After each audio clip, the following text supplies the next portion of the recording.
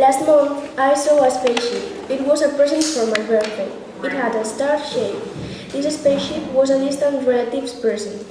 He came to Asturias, where I live, to give me the present. He's fantastic and the spaceship is amazing. The spaceship looked like a snowflake. It was bigger than two lorries together. It was higher than a skyscraper. It was made of chocolate and lead. It moved faster than a race car. Its color was red. It sounded like a frog. It used carbon dioxide for energy. Inside, it was like a mansion, all white. Its temperature was perfect. I was very excited because I saw the aliens for the first time. The aliens had 4 antennas and on the top of the antennas they had the eyes, 3 feet, 2 mouths, and they didn't have a nose. So they were 50 centimeters tall. I think they were as heavy as a teddy bear. They could walk, fly, and swim. They were perfect.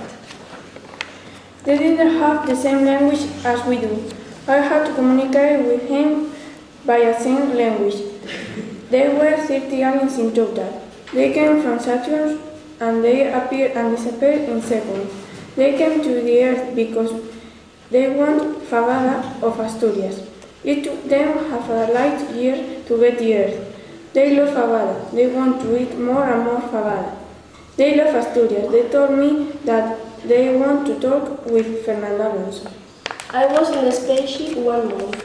I woke up at 7 o'clock. Then I had a shower in a very strange bath and in a very strange shower because it had a shower of chocolate. Then I had to go to the kitchen. I washed my face with water, but the spaceship didn't have water. It had orange juice. Later, I had breakfast. I had fabada for breakfast. The rest of the day, we traveled.